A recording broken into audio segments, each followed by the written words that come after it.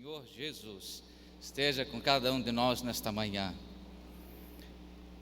Vou começar como todo pastor começa, agradecendo a oportunidade de estar aqui mais uma vez. Olhando para esses rostinhos que me traz muita saudade, porque tem me amado de fato, investindo em oração nas nossas vidas ali no campo missionário, investindo em tempo, porque tenho recebido vossas visitas, e investindo financeiramente em nossas vidas. Por isso eu quero fazer a minha palavra introdutória de agradecimento a esta igreja, ao pastor Alberto Freitas e toda a sua equipe ministerial, e dizendo que, crendo que o Pai, com certeza, tem retribuído a cada um de vocês o amor compartilhado conosco. E eu quero agradecer ao pastor Arquimedes e sua família pelo lindo presente que me deu. Dito isto, queridos, nós estamos no Congresso de Missões. Congresso que, nesta manhã, estamos encerrando as atividades, a fala, aqui neste lugar, mas continua na nossa vida. E eu quero dizer que cada vez que eu venho a esta igreja, eu conheço um pouco mais de vocês. E durante este congresso, eu estou desde sexta-feira à noite aqui, eu pude conhecer um pouco mais de vocês. Mas 3 quadros me vão permanecer na memória deste congresso. Primeiro, é de um jovem que esteve conosco nas oficinas, o Pedro, que tem o nickname de Balotelli, não é isso? Muito bem. Onde está ele? Me chamou a atenção pela sua idade e pelo seu interesse na obra missionária. Vou guardar com carinho.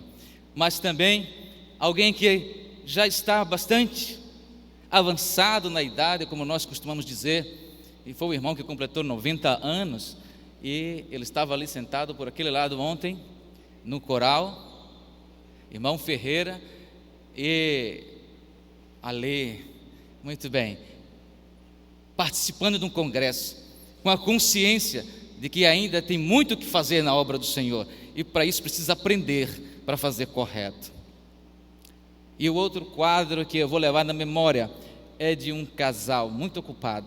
Vocês percebem? Um muito jovem, outro já bastante experimentado na vida, e agora um muito ocupado, até com o seu bebezinho de colo. E estive observando eles, na hora do almoço, se revezavam com o bebê. Como é o nome daquele negócio que eu já esqueci? Porta-bebê? Não pode ser. Canguru, uau! Então, o bebê não foi impedimento, nem nunca será, para que nós participemos da obra do Senhor. E eles vieram os 3 dias aqui. Não esquecerei também de vocês. Deus abençoe.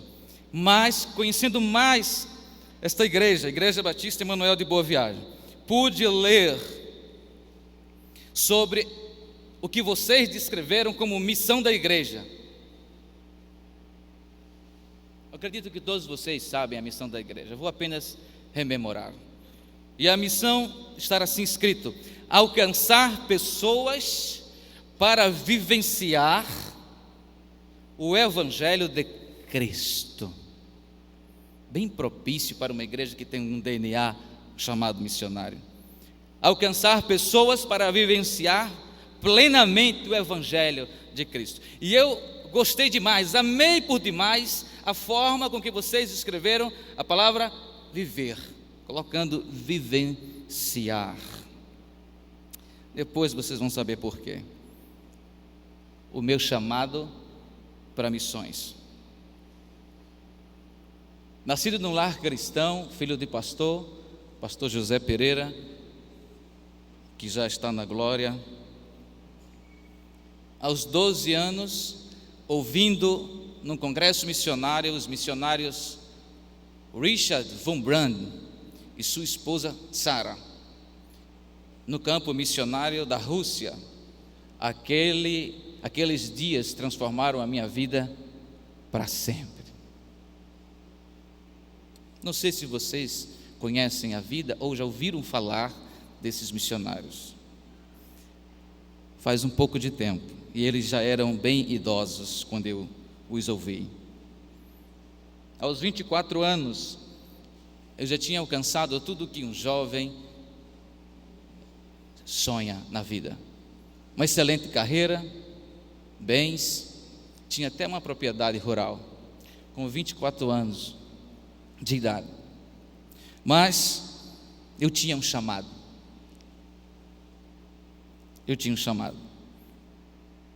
E aos 24 anos comecei a me desfazer dessas coisas que estava entre mim e o chamado, para assumir literalmente o chamado como prioridade na minha vida. Tenho sido um pastor bivocacionado, todavia o ministério é o carro-chefe na minha vida. O meu chamado é quem dita as normas, para onde vou, como vou, quando vou. Louvo a Deus pelo presente que Ele tem me dado, uma família, 2 filhas, que têm acompanhado este chamado também.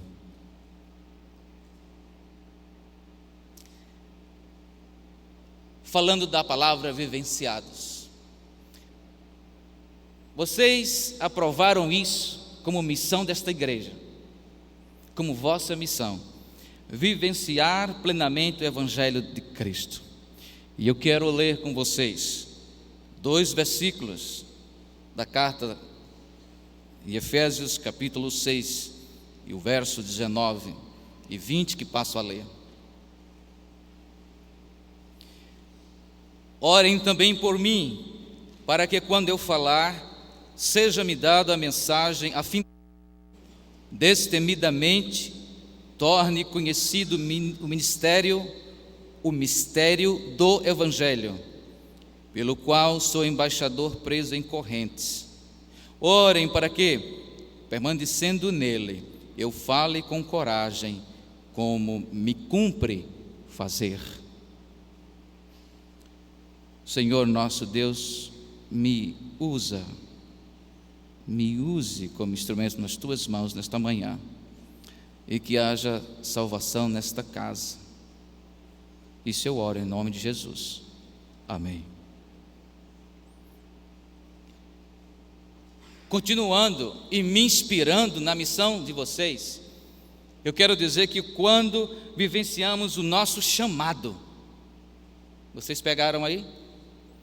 Vossa missão é vivenciar plenamente o Evangelho de Cristo. E vamos meditar nesta manhã sobre quando vivenciamos plenamente o nosso chamado, coisas inevitáveis acontecerão na nossa vida. Quando vivenciamos plenamente o nosso chamado, coisas inevitáveis acontecerão em nossas vidas. A primeira delas é que nós vamos descobrir os valores do reino.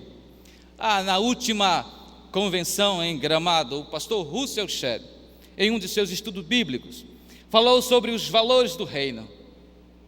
Não pretendo aqui maximizar o tema, mas utilizo como ponto de partida para a nossa mensagem nesta manhã. Mas quando eu falo descobrir os valores do reino, eu não estou falando de você abrir a Bíblia e descobrir os valores do reino porque ler. Tampouco porque você vai à igreja numa determinada manhã, quem sabe num congresso de missões, e lá o pastor falou sobre valores do reino, e você agora descobriu os valores do reino. Mas eu falo de um descobrir com o significado de um processo pedagógico, onde há o ensino e a aprendizagem, onde o mestre é o Senhor e nós somos seus alunos. O descobrir então acontece com o viver. O descobrir os valores do reino acontece com a experiência de nossas vidas. Por isso que eu amei quando vocês aprovaram vivenciar. Porque teologicamente, missiologicamente, a parte, o próprio dicionário vai dizer o que significa vivenciar. Passar por situação, viver por situações. Assim que a concepção do chamado na nossa vida não é algo que nós temos na estante, que podemos usar quando quisermos ou quando alguém precisar, mas algo que nós vamos vivenciar, experimentar, sentir, com todas as nossas emoções, com todo o nosso ser. Descobrir os valores do reino, querido. Eu falo de você vivenciar plenamente o que Deus tem colocado na sua vida. Acho muito importante, porque quando Jesus começou a ensinar aos seus discípulos, Mateus 5, quando ele começou a falar aos seus discípulos, aquele sermão conhecido como Sermão da Montanha, Sermão do Monte, as bem-aventuranças, ele começou dizendo assim, vocês conhecem, eu vou apenas relembrá-los. Bem-aventurados ou felizes são os pobres de espírito, porque deles é o reino dos céus. Queridos, quando a Bíblia fala sobre bem-aventurados, felizes são aqueles que têm a consciência da pobreza moral,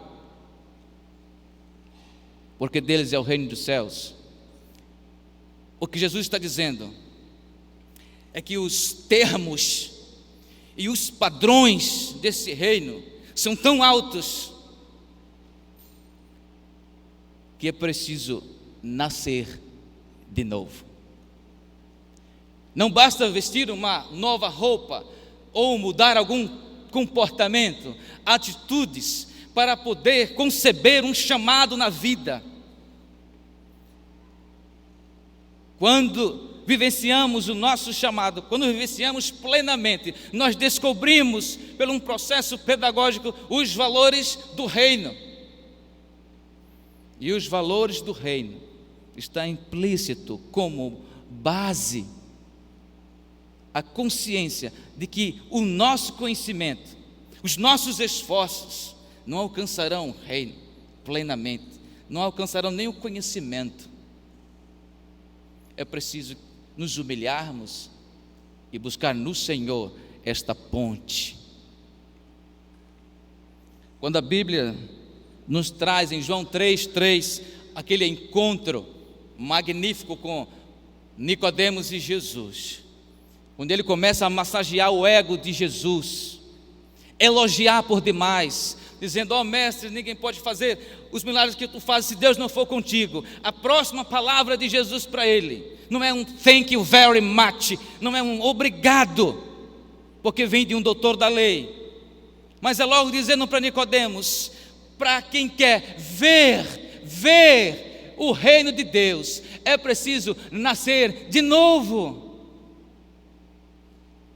Quando Jesus começou a ensinar aos seus discípulos, ele ensinou, iniciando desta forma, a fim de que cada um buscasse em si o ponto-chave para desligar deste mundo material, desligar deste mundo físico e ligar no mundo espiritual. A partir deste ponto, tudo iria acontecer. No encontro com Nicodemos não fora diferente. A resposta de Jesus foi logo dizendo para Nicodemos, é preciso você nascer de novo, conhecer os valores do reino. E eu não posso iniciar uma mensagem no encerramento de um congresso de missões começando diferente. Eu só posso iniciar da mesma forma que Jesus começou. Precisamos descobrir, e eu vou insistir isso na mensagem, descobrir pelo processo pedagógico os valores do reino de Deus. Eu quero também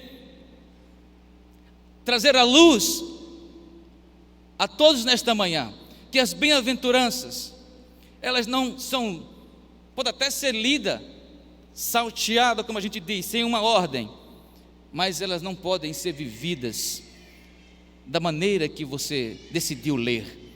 Elas são pré-requisitos entre si, porque se você não nasceu de novo, se você ainda não tem a consciência da pobreza moral e espiritual em que talvez esteja mergulhado, não vai compreender, tampouco receber as outras bem-aventuranças. Quando eu chegar na 9ª e poder ler: bem-aventurados sois vós quando sendo perseguido e falar toda injustiça contra vós, alegrei-vos. Isso vai parecer uma contradição muito grande. Por isso que elas são pré-requisito entre si. Se não passares da primeira, não vai conseguir entender a próxima.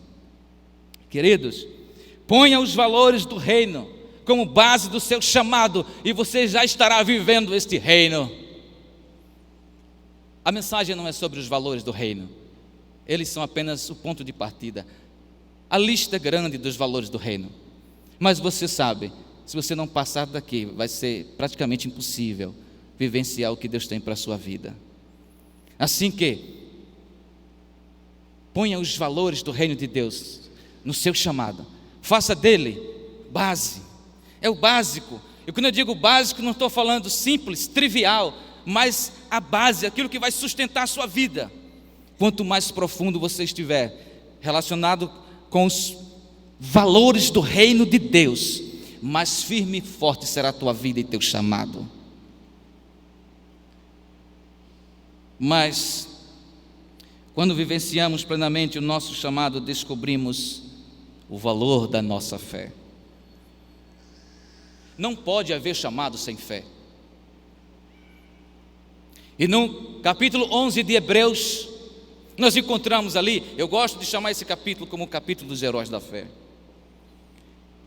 No capítulo 11 de Hebreus, o escritor traz a sequência de alguns irmãos nossos que viveram em outra geração e que souberam valorar a sua fé e que descobriram pelo processo pedagógico o quanto valia a sua fé e o quanto experimentou dia após dia o crescimento do valor desta fé. Não pode haver chamado sem fé.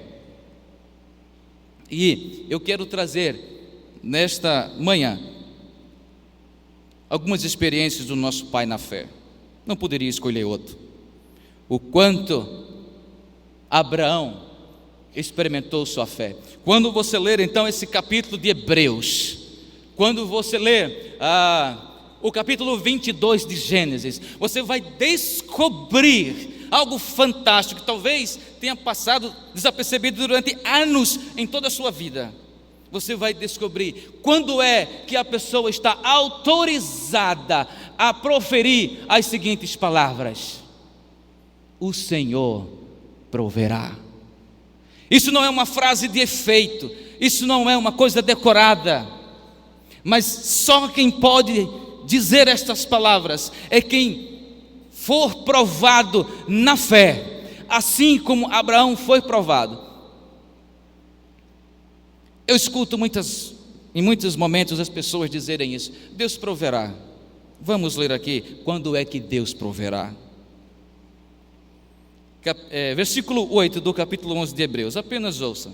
Olha a cadência, olha a sequência, olha a ordem, olha a profundidade em que a fé de Abraão foi acrescendo de valor. Versículo 8: pela fé Abraão, quando chamado, obedeceu a dirigir-se a um lugar que mais tarde receberia como herança, embora não soubesse para onde estava indo. É uma fé. Mas ele tinha um chamado, e ele respeitou esse chamado.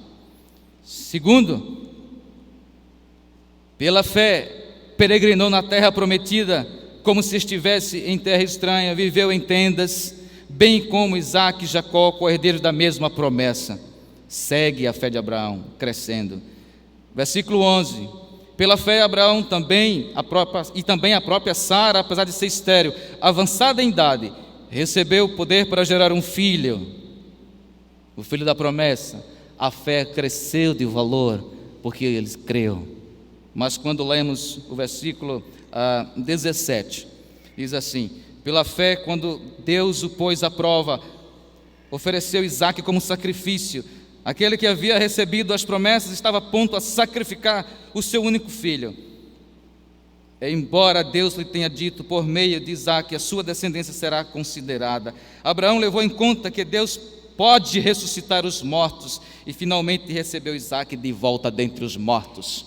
Quando você ler a história deste homem, você vai perceber e vai encontrar que, indo ao lugar do sacrifício, ele deixa seus 2 servos a uma distância e diz as seguintes palavras: fique aqui, espere, porque nós vamos adorar e vamos voltar. Sabe quem é que pode dizer? O Senhor proverá. Porque Abraão, depois disso, diz a Bíblia que aquele lugar ele chamou o Senhor proverá. Quando tudo estiver no altar, aí você pode dizer: o Senhor proverá. É quando a nossa fé chega ao ponto ápice na vida, onde nada mais faz sentido, onde tudo aquilo que você dá valor, quando aquilo que você tem como insubstituível, quando tudo aquilo que para você é tudo na sua vida, você põe no altar e diz: nada mais vai existir entre mim e meu chamado, tudo está no altar do Senhor. Aí você pode então dizer essas palavras: Deus proverá, porque Deus só provém para aquele que deu tudo a Ele. Ainda quando existir reservas, não pode dizer isso. Ainda quando você segurar algo, isso aqui eu não solto, posso dar tudo, mas isso aqui é demais para mim. Até a família temos que colocar diante de Deus e dizer: Deus, nossos filhos são teus. Depois disso, Deus proverá. E eu insto com você a fazer isso, porque com Abraão Deus proveu. E quando ele estava indo para o sacrifício, ele não deixou os seus servos chorando, nem numa vigília de oração pedindo para o seu retorno. Ele se lançou a valorar a sua fé até o ponto que Deus bem quisesse, mas deixou a esperança plantada nos seus servos: nós vamos, mas nós voltamos. Ele creu que Deus pode ressuscitar dos mortos o seu filho, por isso deu. O chamado vai exigir de você toda a sua fé que você tem, e até que você passe pelos vales da vida, não vai ter ideia do valor da sua fé. Por falar nisso, sabe aquela coisa que muitas vezes dizemos e ouvimos alguém dizer assim, quando alguém pergunta sobre uma circunstância vivida e você diz assim: nem me lembra, não quero mais falar sobre isso, não me lembra, porque isso me faz mal, eu nem sei como sobrevivi. Sabe o que você está dizendo para Deus? Ainda não coloquei tudo no altar, porque você sabe porque você sobreviveu. Foi sua fé que moveu e que pode mover esse universo inteiro ao seu favor. Não deprecie sua fé, ela vale muito. E sabe, você vai ter que provar para você mesmo o quanto ela vale. Queridos, quando queremos resumir sobre fé, não é possível não recitar esta máxima, versículo 6 do capítulo 11 de Hebreus. Vocês sabem de cor: sem fé é impossível agradar a Deus.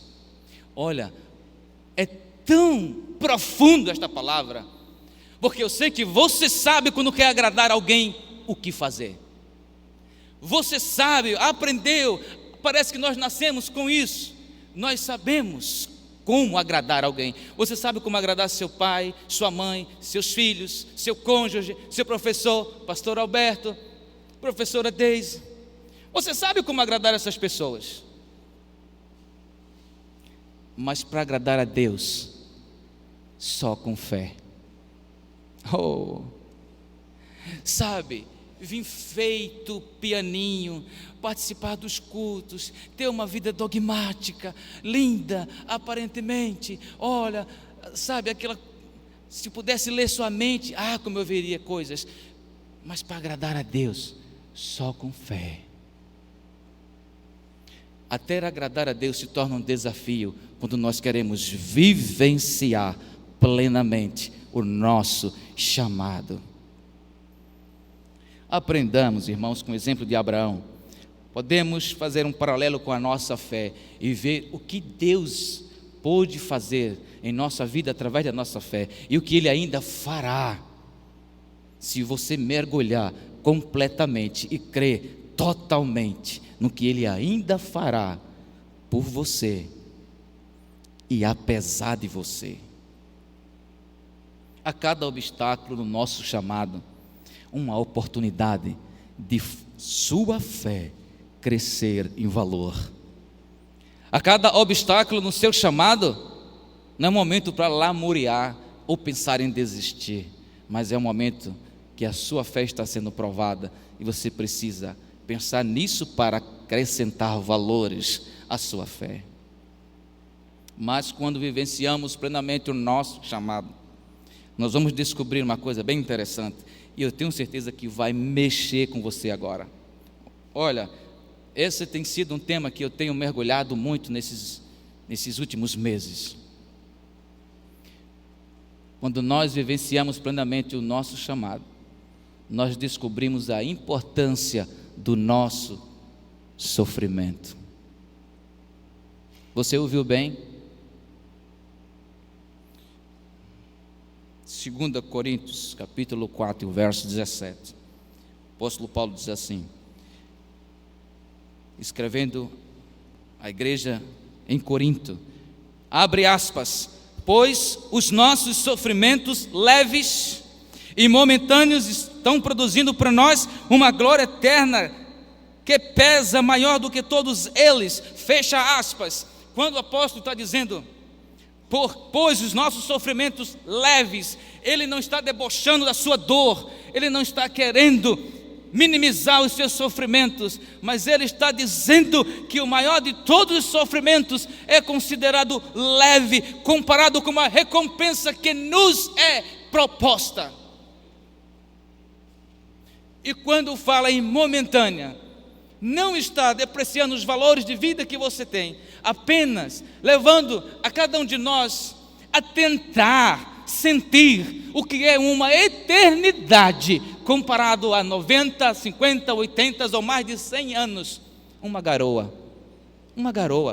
quem é paulista sabe o que eu estou falando, uma garoa apenas esta vida, aquela chuvinha da tarde, logo vem, logo passa, essa é a nossa vida.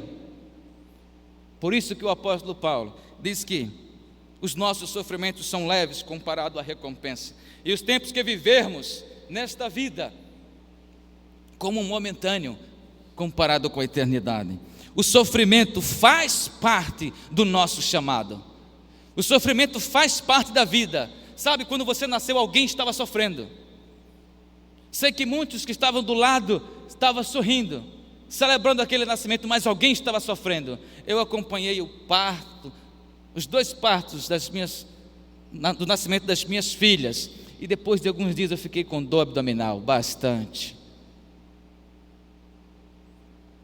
Não sei se você fez isso, mas eu tive coragem de estar ali, pertinho.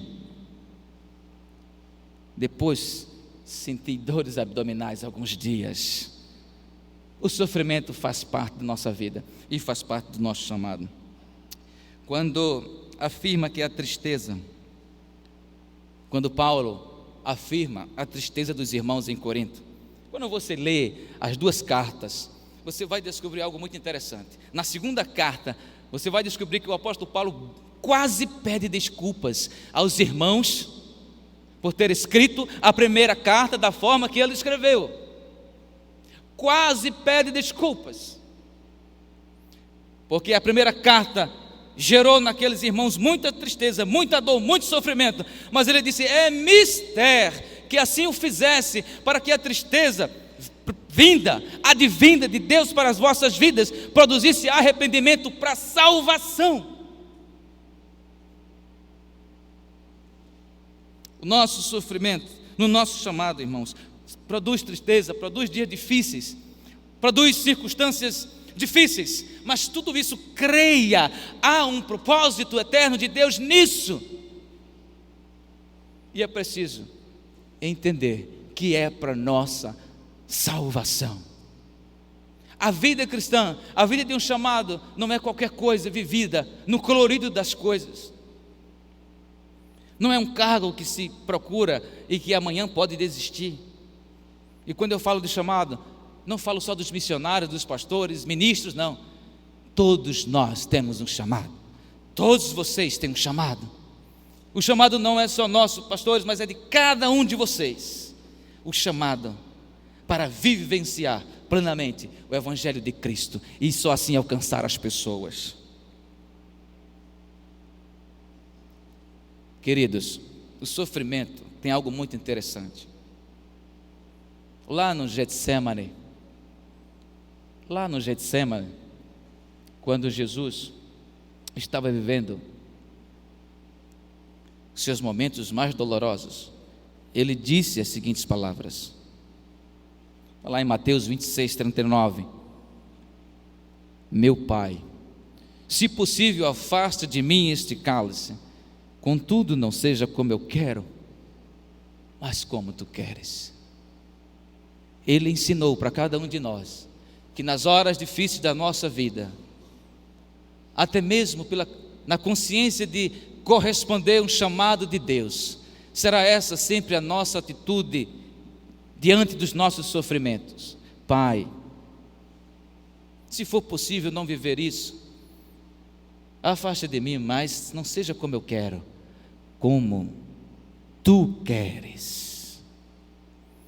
O seu sofrimento não é debalde. Quando você vivencia plenamente o chamado do Senhor, o seu sofrimento não é em vão. Há um propósito eterno de Deus nisso. Você crê nisso? Queridos, não tenha medo de sofrer. Quem tem medo de sofrer aqui? Não tenha medo de sofrer. Você vai sofrer, que seja rico ou pobre, indouto ou doutor, novo ou cedo no Evangelho. Você vai sofrer, porque o sofrimento faz parte do chamado. Não tenha medo dele. Encare as adversidades e os problemas como oportunidades na vida de você conhecer mais aquele que te chamou. Não rejeite esse sofrimento. Parece até uma loucura dizer isso, mas você está no congresso missionário para ouvir isso. É seu o problema. Não tente transferir para outros. Viva, peça a Deus paciência, força, coragem, porque há um propósito eterno nisso. Passe a mão no seu cabelo, se você ainda tem. Passe a mão no seu cabelo. Como é bom, é o nosso cabelo. Nos dá muita alegria, nos sentimos felizes, especialmente olhando no espelho. Não estou pedindo para você fazer isso com o seu sofrimento. Não estou pedindo para você sair por aí distribuindo nas redes sociais o quanto você sofre. Eu estou dizendo para que quando você estiver de joelho no seu quarto, no seu íntimo com o Senhor, dizer assim: Pai, seja feita a tua vontade. Ninguém sabe o que eu estou vivendo, ninguém sabe o que eu estou passando, mas tu sabes. Não tenha vergonha do seu sofrimento. Eu faço muito gabinete e vejo quando as pessoas chegam e começam a falar e começam a balbuciar, e eu tenho que interpretar o que estão ouvindo às vezes, porque eu sinto, e é natural, a vergonha de expor os seus sofrimentos. Não tenha vergonha dos seus sofrimentos. Não tenha vergonha da sua história. Só Deus conhece a sua história. Muitas vezes nem o cônjuge sabe. Você não contou tudo para ele, não contou tudo para ela. E por isso se dá conta de 30 anos e diz assim: ainda estou conhecendo ela, ainda estou a conhecendo, ainda estou o conhecendo. Nos deparamos com estas expressões. Não tenha vergonha da sua história, do seu sofrimento, é seu, especialmente quando você vivencia plenamente o seu chamado. Sabe, o seu sofrimento serve para muitas coisas, e uma delas é para que você testemunhe do poder de Deus na sua vida. Sabe quantos eis você já conheceu? Eis isso, eis aquilo, e vem à frente, e com o poder do Senhor, testemunha do seu passado, sem vergonha, sem nenhuma vergonha do seu passado. Cuidado com o duplo sentido do que eu falei do sem vergonha. Fala da sua vida pregressa sem nenhuma timidez e vergonha, porque não tem vergonha dos seus sofrimentos, já colocou tudo no altar, agora é com Deus. Quando nós lemos 2 Coríntios capítulo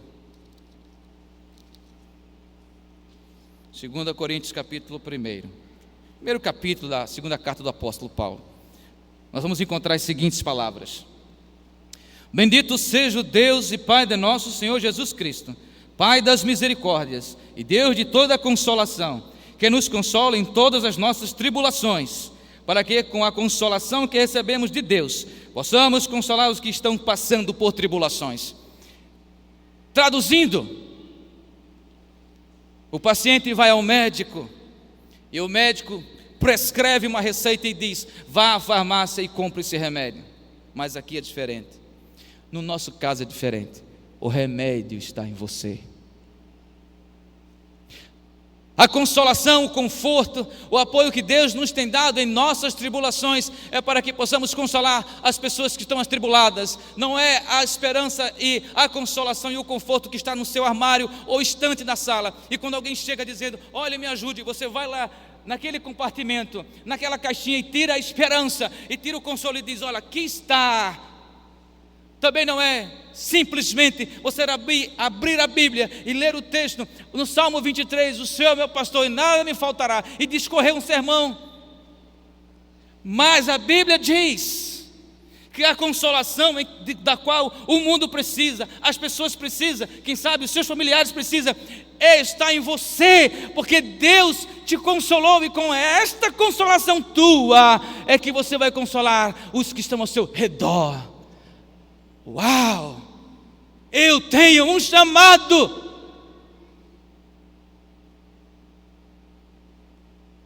É fácil dizer onde fica a igreja Batista Emanuel de Boa Viagem. É fácil dizer o endereço. Mas o que as pessoas precisam, e que Deus está ensinando através do apóstolo Paulo, é que aos necessitados diga assim: venha a mim. Eu recebi a consolação de Jesus. Na minha vida fui atribulado, e com esta consolação, com este conforto, com essa esperança, com esta fé, eu quero compartilhar com você. E eu quero ser usado por Deus como uma ponte, a fim de que tudo isso que está em Cristo Jesus alcance sua vida e transforme, e revele o chamado que Deus tem para a sua vida, assim como outrora revelou a mim, e hoje estou aqui. Com a consolação que o Senhor Deus tem nos consolado, precisamos consolar a quem nos rodeia. Queridos, eu estou terminando, mas eu não posso terminar sem falar um pouquinho mais sobre sofrimento. Certa feita, um soldado, herói de guerra, recebeu a ordem para voltar à sua casa, à casa dos seus pais. E ele escreveu para os seus pais: estou muito feliz por estar de volta para casa, papai e mamãe, estou voltando para casa. E os pais responderam: estamos muito felizes, Deus ouviu as nossas orações. E ele então escreve outra carta: mas tem uma coisa, tem um detalhe aqui, eu tenho que lhe levar um amigo, porque ele não tem mais família, não tem pai, não tem irmãos, não tem parentes. E na guerra nós nos unimos de uma forma tão grande que prometi a ele viver com ele e ele viver comigo por todos os dias da vida. E eles responderam: ótimo, pode vir, vai ser bom poder conhecer seu amigo. O tempo passa e ele escreve outra carta e diz assim: mamãe, papai, há um detalhe a mais. É que em umas operações de guerra ele perdeu um braço e uma perna. E então a resposta na carta: oh filho, como vai ser difícil poder compartilhar essa vida. Será que o governo não tem uma casa onde ele possa repousar? Os veteranos de guerra tem sempre esse apoio, e a gente visitá-lo todos os finais de semana. Você poderá ficar conosco, mas no final de semana vamos visitar o seu amigo. Tem muita coisa para você viver na vida. Queremos que você case, realize seus sonhos. Já somos velhos. Nunca mais voltou outra carta. A polícia chega na casa daqueles pais e diz: tem uma notícia não muito boa. Preciso que vocês venham para reconhecer se este é o seu filho. E eles vão totalmente perturbados, abalados, e quando reconhece o corpo, faltava um braço, faltava uma perna do seu próprio filho. Ele tinha se suicidado.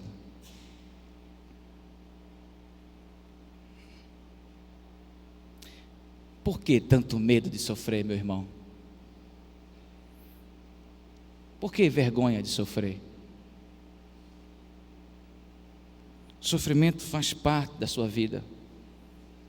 Eu queria que você tivesse outro relacionamento com Ele, que o visse a partir de hoje como uma oportunidade e um propósito de Deus para a sua vida. Cada um de nós temos uma história para contar. Cada um de nós temos nossas experiências para contar. Valorize a sua. Faça da sua vida um testemunho vivo, para que outros possam conhecer a Jesus. De volta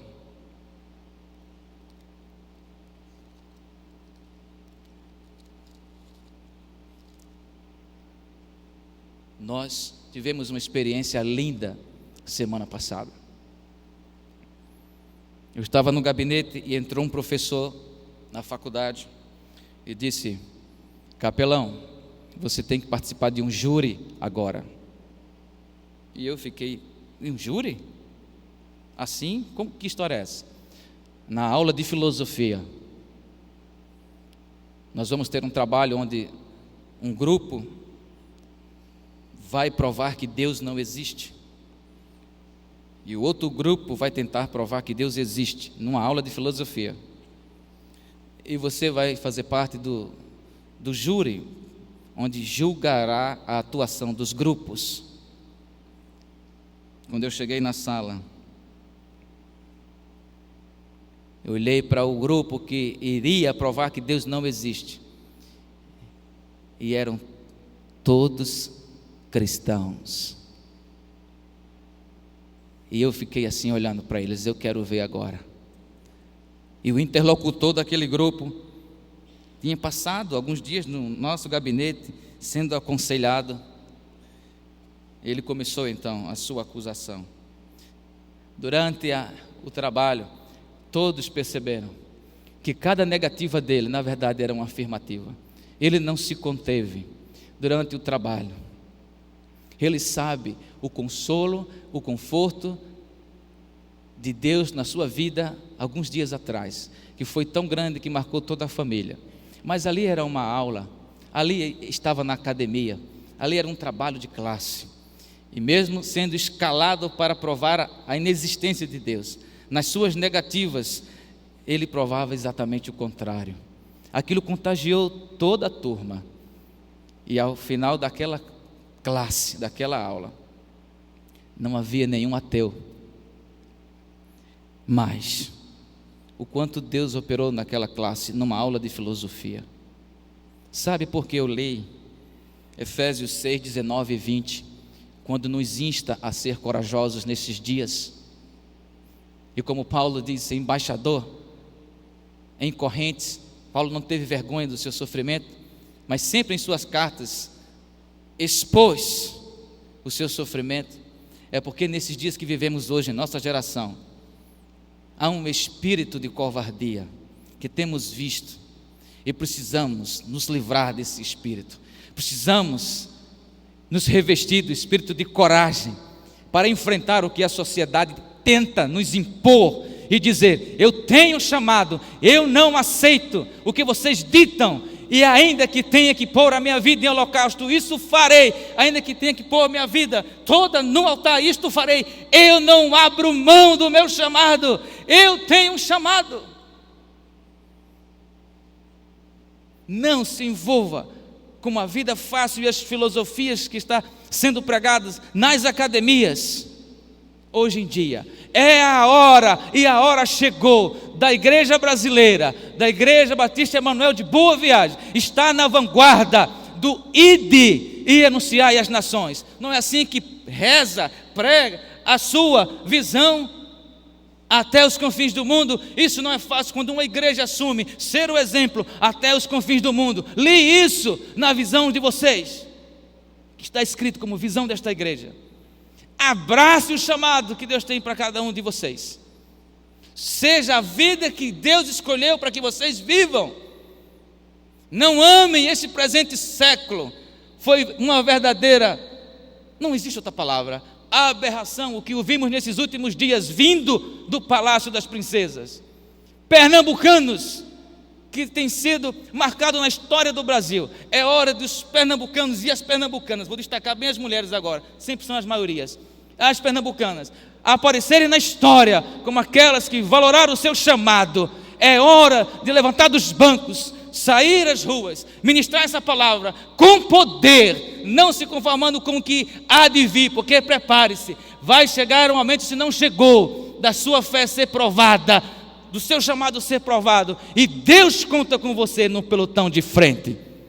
Não para ter uma vida sem valor, não para ter uma vida depreciada, mas para ter uma vida inclusa, eu acho que é essa palavra, incluída no rol dos heróis da fé. Cada um de nós devemos nos colocar como instrumento nas mãos do Senhor, nesta presente geração, neste presente século, porque congresso de missões não existe para fazer com que vocês fiquem sentadinhos e olhando para mim com os olhos. Eu vejo que alguém até está assim muito atento. Relaxa, respire, você está vivo, você tem um chamado. Mas o congresso de missões é para gerar em nosso coração uma sede por pregar esta palavra, uma sede por vivenciar plenamente o chamado que Deus tem para as nossas vidas. Ah, queridos, Jesus é o nosso exemplo maior. Sofrer com Jesus é viver, sofrer sem Jesus é morrer. E agora eu falo para um grupo de pessoas que talvez estejam aqui nesta manhã. Talvez você ainda não tenha tido um encontro pessoal com Jesus. Talvez você tenha passado anos, tenha apenas assistido os cultos aqui. Quem sabe os nossos de longe. Mas agora eu quero dar a oportunidade para que você receba esse Jesus, que tem todo o consolo, conforto, paz e esperança para a sua vida. Eu quero perguntar nesta manhã, por favor, Tarek, alguém pode me acompanhar no piano? Muito obrigado. Se você estar aqui nesta manhã, eu queria conhecer você, aonde você estiver, na galeria, aqui no térreo. Se há alguém que ainda não recebeu a Jesus como seu Salvador, queira viver toda a sua vida, momentos felizes ou não, mas contando com Jesus. Alguém entre nós? Eu não vou perguntar, não vou insistir mais. Alguém entre nós? Pode dar um sinal com a sua mão?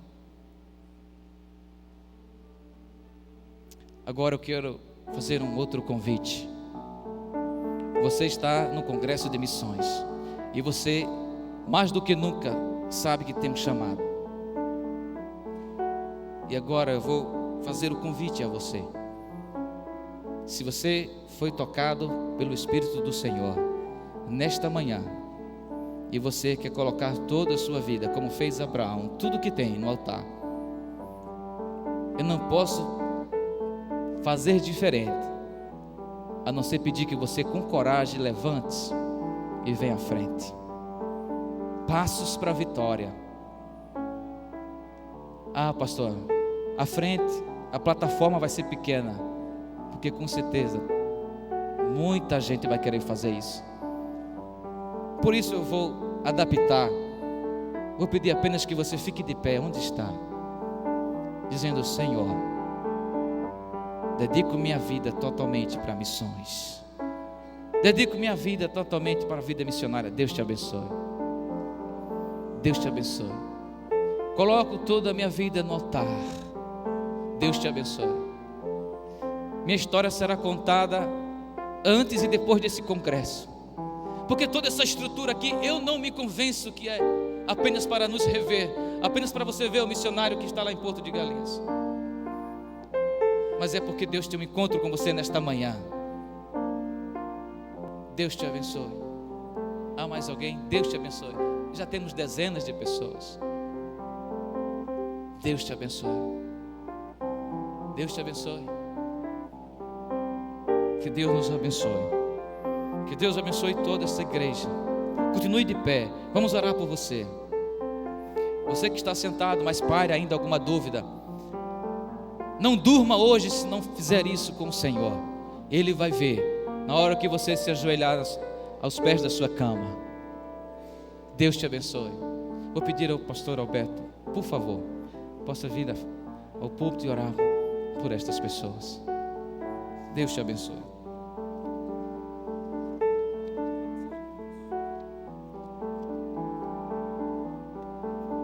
Vamos orar. Senhor Deus, nós louvamos o Teu nome, Pai, e agradecemos porque Tu nos incluis nos Teus planos, Tu nos chamas, nos despertas para uma tarefa, para um trabalho que Tu tens para cada um de nós. Louvamos o Teu nome, Pai, por todos aqueles que, atendendo a esse chamado, fizeram com que a mensagem do Evangelho chegasse até nós. Ao longo dos séculos, Pai, pessoas foram usadas como instrumentos em Tuas mãos, e nós podemos ter o conhecimento de que a salvação é por meio do Teu Filho Jesus Cristo, que já pagou o preço na cruz para o perdão dos nossos pecados. E nesta hora, Pai, vidas se colocam diante de Ti, dizendo: sim, Senhor, eu quero que a minha vida seja útil nas Tuas mãos, para o cumprimento daquilo que Tu tens para mim.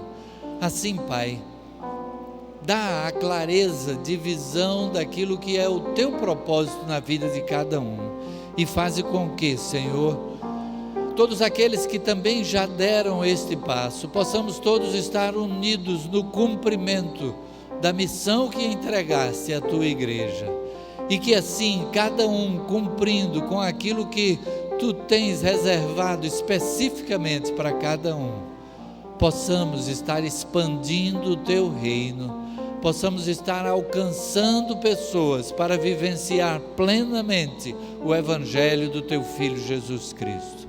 Assim, Pai, usa a cada um de nós conforme a Tua vontade, que possamos ser instrumentos em Tuas mãos, em nome de Jesus. Amém.